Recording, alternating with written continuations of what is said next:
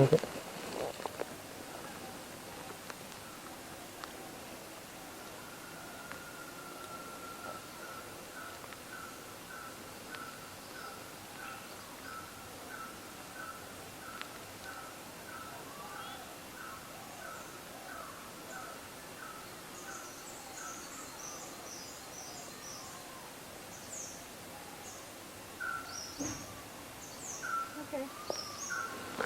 Okay, hello and welcome back to our study of the Dhammapada. Today we continue on with the cittaṃ. The cittaṃ, chapter number 3, means we finished chapters 1 and chapters 2 already. And this starts with verses number 33 and 34, which are based on a story about a monk called Meghiya. So the verses go as follows.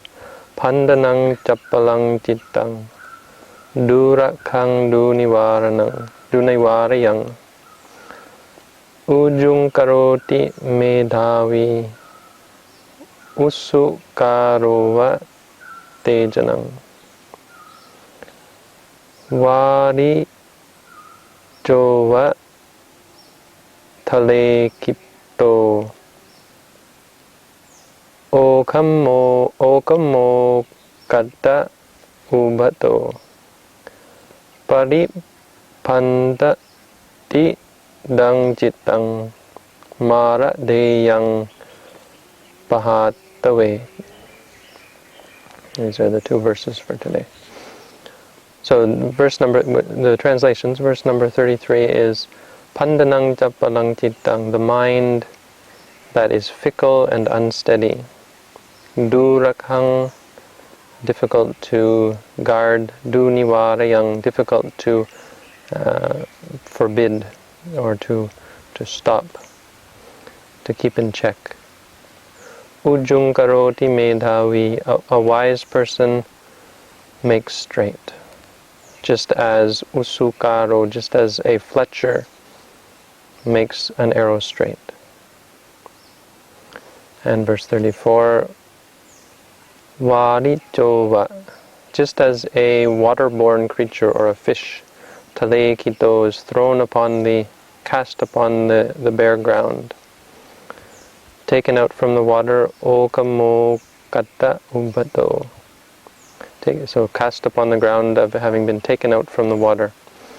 Pariphandatidaṃ cittaṃ, so too does this mind waver or flail about. Māradheyyaṃ, it is the realm of Mara, pahātave, and it should be discarded, or the realm of Mara should be discarded. The mind that is fickle, or the mind that is wavering.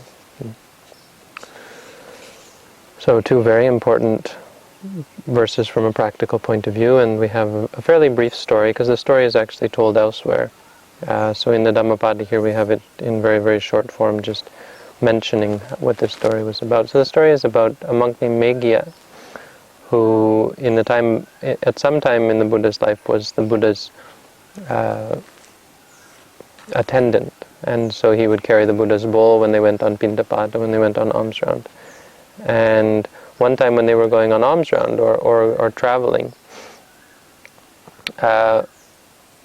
Meghiya had suddenly this urge to go and practice meditation in this forest grove that he had seen by the side of the road. He couldn't explain it, but he felt like he had to go and practice meditation, that there was something that just wonderful about this forest grove. So he asked the Buddha to take his bowl, and the Buddha said, "Look, I'm without an attendant. You have to carry my bowl.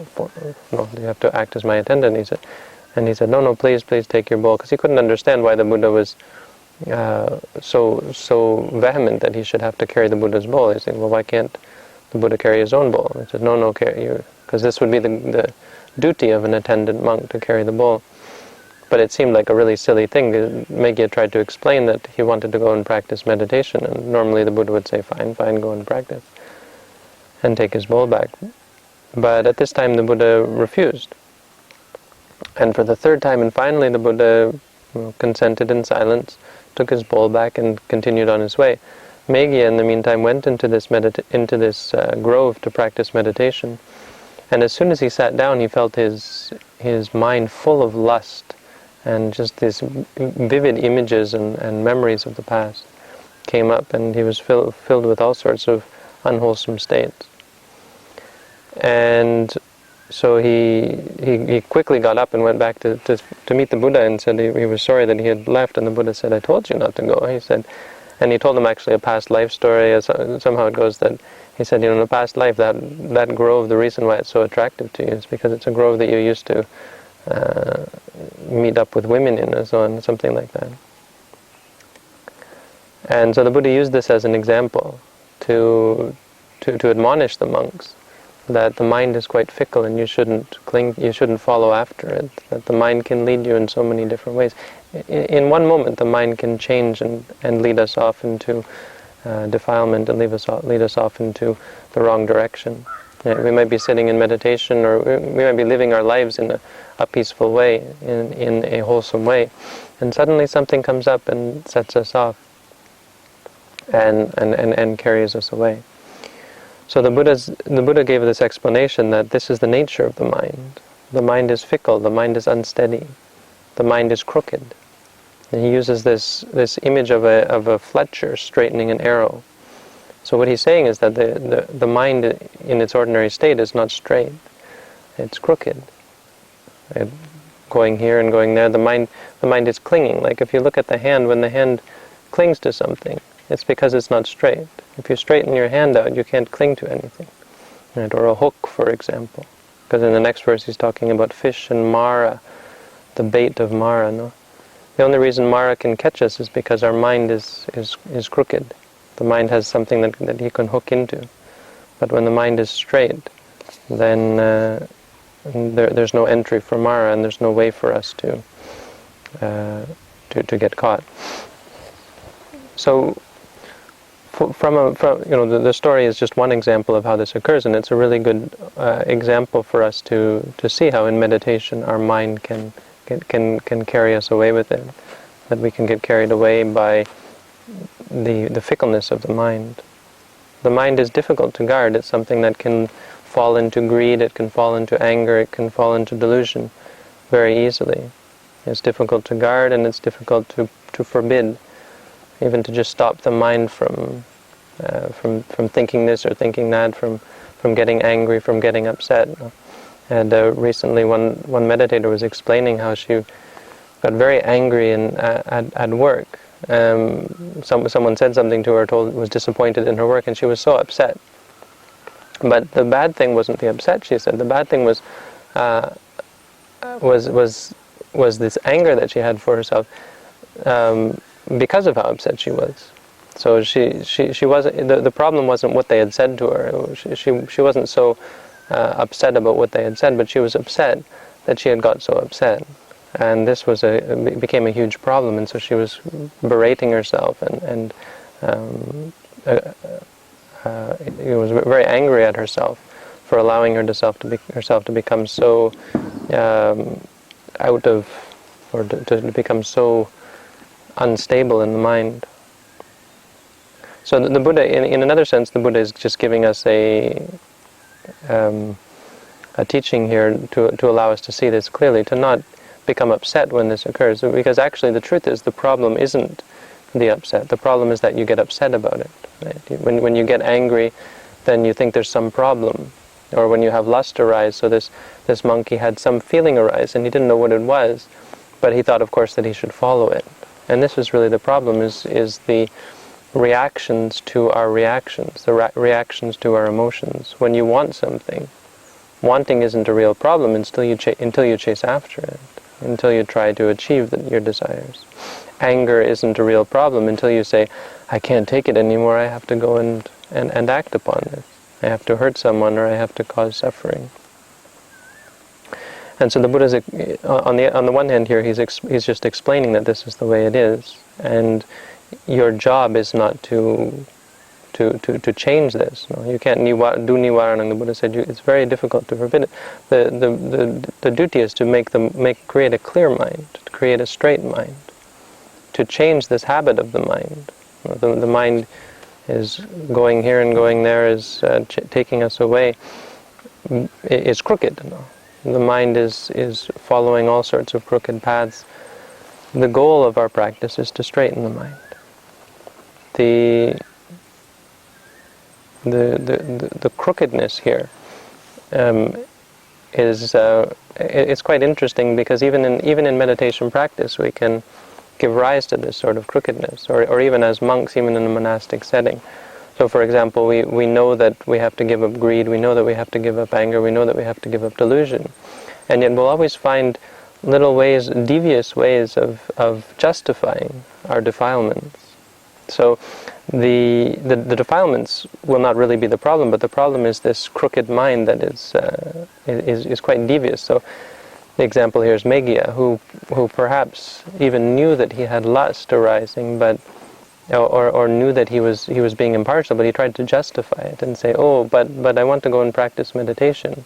And the truth was, he was just somehow attracted to this, and he had some incredible desire to go into this grove, which had carried over apparently from his past lives. But we see this with so many things in our lives. We are talking about food, for example, and when you want this or want that food, and then you make excuses, well, like it's good for this or it's good for that. Or when you want to practice yoga, for example, having an argument about yoga. Well, you want to practice yoga because you say it's good for your health, or it's good for this, or it's good for that. But the mind will find many excuses to allow us to follow the things that we enjoy, to follow the things that bring us pleasure. We want. We were talking about even just getting this. We want to get this drink in the morning, no? And you can make all sorts of excuses about how good it is for you. And so we were arguing, or we were talking. We were saying, but it's so good for you. Well, yes, it's good for us, but it's not good for us to want it. No?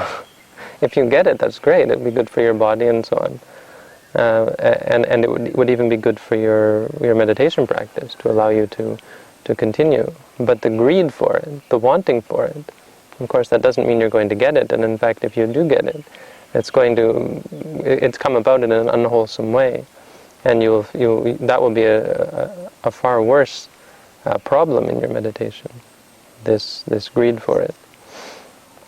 So we have to be quite patient with our defilements, and we shouldn't let our defilements define either how good our practice is or how bad our practice is. So we shouldn't take the defilements as being a sign that we're not practicing well, or a sign that we're a failure in the practice. But we also shouldn't take the defilements to, as a justification, or try to justify them and try to pretend that they're okay, so we can get what we want and so on. We do this with our robes. We think, well, I need good robes for this or for that, or we do it with our lodging. We do it with all of our requisites. It's very easy to find excuses for having good things and so on. We use it for our meditation practice. So for example, yoga, there's nothing intrinsically wrong with yoga. Yoga can be a good source of concentration, and it can create states of mind that are quite stable and quite powerful. But the justification for it, the idea that somehow it has this benefit or that benefit, and therefore the clinging to it. This is the problem. When we take these states as being somehow intrinsically meaningful, when we find some justification and develop a view based on them. Because of course, from a Buddhist point of view, yoga has its associated views, and the idea that yoga is of some intrinsic benefit, and the samadhi that comes from it is actually enlightenment or so on, which is a philosophy in the Hindu religion. The same even goes for wisdom. We can when we look at the spectrum of Buddhist thought and Buddhist theory, there are many different theories and opinions, and people even come to the opinion that an arahant, for example, can still have greed, can still have anger, can still have delusion. So it's a way of justifying our own defilements, because we think, well, I'm an arahant, but I still have greed, anger, and delusion. Well, then that means an arahant can have greed, anger, and delusion. So we give rise to a very, very wrong view based on our misunderstanding. And this is what we call the crookedness of the mind, the phandanaṃ, capalaṃ, the mind that is not stable, not straight. And so we have this very powerful teaching that the Buddha gave on making the mind straight, this explanation of the Buddha's teaching as being the ujukāra, cittaṃ, the act of making the mind straight. And this is a really good explanation of why we practice, for example, to note things. So when you're walking, to note to yourself, walking, as the Buddha said, gaccanto va gacchāmiti gacchanti. Well, why should you say, I am walking? You know that you're walking already. When you have pain, why should you remind yourself that you have pain? You know that there's pain, it's no good. It's a cause for suffering. What we're trying to do is straighten the mind out in regards to the pain. So instead of thinking, this is my pain, this is bad pain, oh, I should move now, and justifying ourselves, saying, well, if I don't move, maybe I'll get an injury, or so on. Instead of trying to find that justification, which is considered the crookedness of the mind, we straighten the mind. And the mind becomes straight in regards to the pain, and it's only aware of this is pain. When there's pain, the mind knows there's pain. When one thinks, then knows there's thoughts. When one has emotions, one knows this emotion is arise. There's anger, there's greed, there's delusion, liking, disliking, drowsiness, and so on. Whatever exists in the mind, we know that that exists. This is making the mind straight. Because clearly, when the mind knows that this is seeing or hearing or pain or so on, when it knows this is this is this, that's the straightest the mind can possibly be. If the mind says this is me, this is mine, this is good, this is bad, it's already subjective. It becomes a crookedness, an entangled, a wavering of the mind. The mind is no longer fixed on the object itself. So you say, when walking, I know I'm walking already. Well, do you know you're walking? And how long do you know that you're walking? Maybe for one instant you know you're walking, but then you think, well, it's me that's walking, and this is good walking, or this is bad walking. I don't want to walk anymore. I'm bored of walking. I'm tired of walking, and so on. We give rise to all of the partiality, all of the defilements. So the straightness of the mind is even in regards to the defilements. When you want something, when you don't like something, when you even when you believe something, you believe that this is the truth. When you say, I believe this is the truth, that's the truth. But the truth is that you believe it. But it doesn't mean that what you believe is true. So even when we believe something, I have to say thinking, or believing, if you like. And this is what makes the mind straight, not the belief, not the idea, not the theory, not the logic, or so on. Because all of that can be crooked. You can justify just about anything based on the crookedness of the mind. So this is the first part, very important, and it's a very clear explanation of what we're trying to do. Make the mind straight. When you know that when you know that you're seeing, when you know that seeing is seeing, when you know that you're hearing, that hearing is hearing, and smelling and tasting, and when you know that pain is just pain, whatever arises, when you know it for what it is, this is making the mind straight. And eventually the mind naturally inclines towards this sort of experience. Pain is just pain, thinking is just thinking, and so on. So that's verse number 33. Verse number 34, that the Buddha also taught for the same story, as a continuation of his explanation. He uses now, instead of the arrow, he uses the example of a fish out of water, which is quite interesting, because you think, well, in the natural state, the mind is fickle and agitated. But it's actually not the natural state. The natural state of the mind would be a mind at rest, no? It has to have some cause for it to become agitated. And this is what happens. This is what we do throughout our whole lives. Because if you look at a child's mind, relatively speaking, even though it's already very agitated, relatively speaking, it's quite simple and quite direct. If it wants something, it takes it. If it doesn't want something, it cries, and so on. But humans, we are very devious, and we have these stresses and these worries and these concerns and these anger and hatred and grudges that children could never have. And so we've cultivated this. We've taken our mind out of its natural state. The Buddha said, "Pabasarang idang bhikkhave cittaṃ." This mind, O monks, is beautiful. It's radiant, but it becomes defiled based on the defilement, based on the greed and anger and delusion that we cultivate, that we build up in the mind, that we develop in the mind, causing us to not be stable, to not be straight in the mind. So actually this idea of the fish is quite apt. When in normal, the way things actually go for most of us is when we come to meditate, we feel like the meditation is taking us out of the water. But actually it's quite the opposite. The meditation is to help bring us back and calm us down and find the water again. But we become so used to this agitated state that we think when we come to meditate, we say, let me out of here, get me back to my ordinary life, because we think that's where the stability is. But the truth is that the mind is like this at all times. The mind is fickle and wavering and all over. And it's only when we come to meditate that we can see this, so we think, oh, meditation and Buddhism, that takes us out of the water. But all it does is show us how out of the water we are, or how disturbed the mind actually is, just as a fish becomes disturbed out of water. And so, through the practice, we're coming to let go of these things. We're coming to give up the hooks. It's like a fish that has been hooked by the fisherman and wriggles back and forth. So we take out the hooks. Everything that we desire, everything that we cling to, everything that we crave, everything that we hate and avoid, and so on. We take this out. We see the desire, we see the aversion for what it is, and we straighten the mind. And when the mind is straight, it can no longer cling. And when it doesn't cling anymore, all the hooks are removed, and we're put back into the water, in a sense.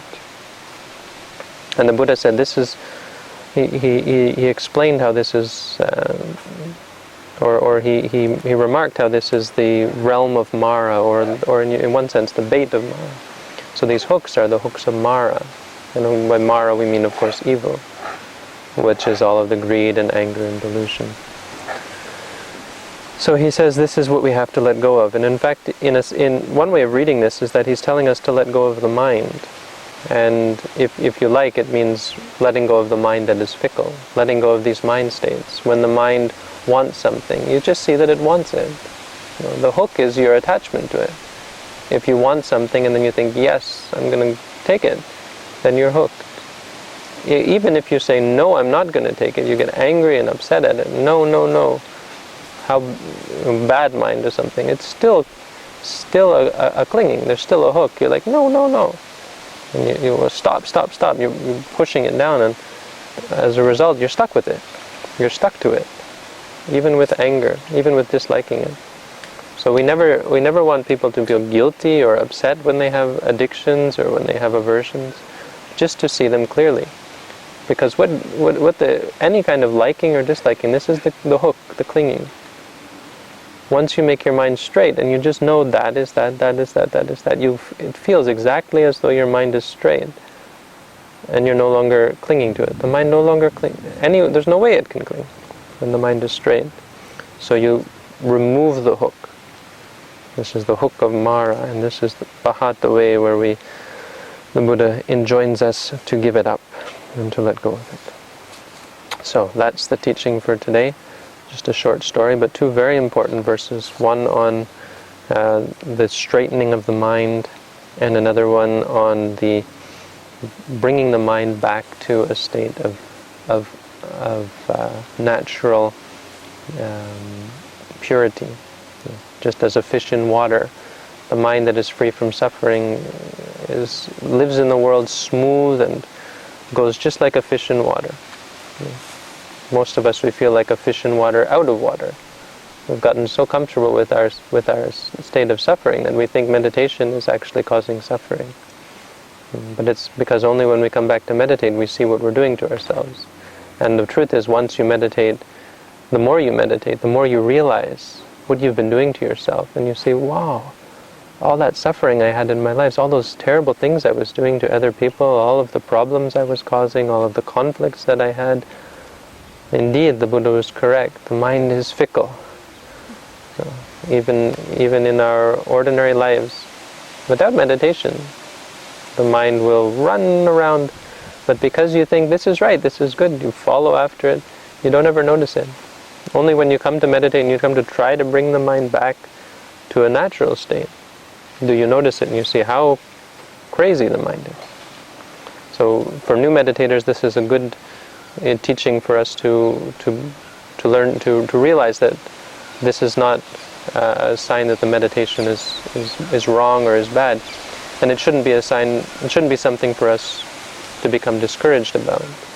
In the beginning, we're dealing with a mind that is unstable, and it takes quite a bit of time. It takes, you have many hooks. No, you have to remove all the hooks slowly before you're going to be stable and at peace.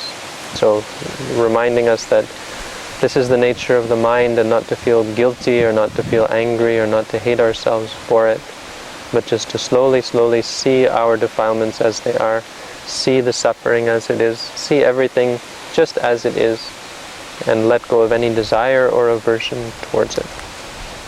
Okay, so thank you for tuning in, and that's all for today.